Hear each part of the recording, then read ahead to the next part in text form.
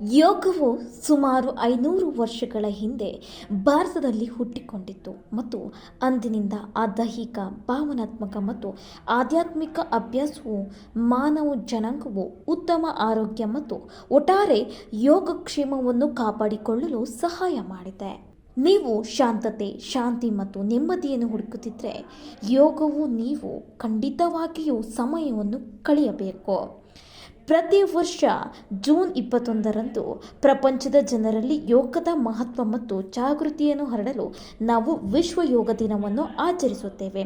ಅಂತಾರಾಷ್ಟ್ರೀಯ ಯೋಗ ದಿನಾಚರಣೆ, ಅದರ ಇತಿಹಾಸ, ಮಹತ್ವ ಮತ್ತು ಉದ್ದೇಶಗಳ ಕುರಿತು ಇನ್ನಷ್ಟು ತಿಳಿದುಕೊಳ್ಳೋಣ ಬನ್ನಿ.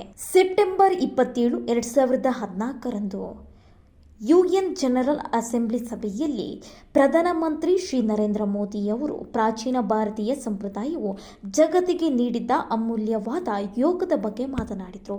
ಅತ್ಯಂತ ಪ್ರಭಾವಶಾಲಿ ಮತ್ತು ಮನವೊಪ್ಪುವ ಭಾಷಣದಲ್ಲಿ ಪ್ರಧಾನಿ ಮಂತ್ರಿಯವರು ಯೋಗವು ಮನುಷ್ಯನ ಮತ್ತು ಪ್ರಕೃತಿಯ ನಡುವೆ ಸಾಮರಸ್ಯವನ್ನು ತರಲು ಸಹಾಯ ಮಾಡುತ್ತದೆ ಎಂಬ ಅಂಶವನ್ನು ಒತ್ತಿ ಹೇಳಿದರು.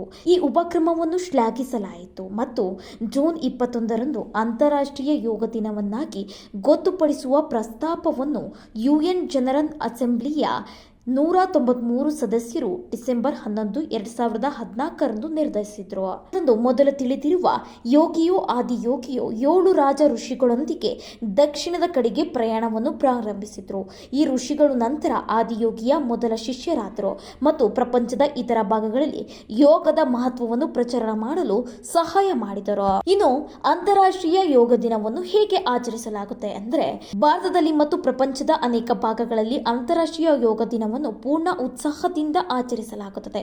ಅನೇಕ ಯೋಗ ಶಿಬಿರಗಳು, ಸೆಮಿನಾರ್ಗಳು, ತರಬೇತಿ ಕಾರ್ಯಾಗಾರಗಳು ಇತ್ಯಾದಿಗಳನ್ನು ಸಾಮೂಹಿಕ ಮಟ್ಟದಲ್ಲಿ ಸರ್ಕಾರ ಮತ್ತು ಸರ್ಕಾರೇತರ ಸಂಸ್ಥೆಗಳು ಆಯೋಜಿಸುತ್ತವೆ.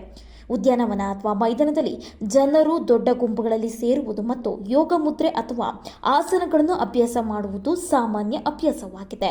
ನಮ್ಮ ದಿನನಿತ್ಯದ ಜೀವನದಲ್ಲಿ ಯೋಗವನ್ನು ಅಭ್ಯಾಸ ಮಾಡುವ ಮಹತ್ವವನ್ನು ಹರಡಲು ಉಪನ್ಯಾಸಗಳು ಮತ್ತು ಮಾತುಕತೆಯನ್ನು ಸಹ ಆಯೋಜಿಸಲಾಗಿದೆ.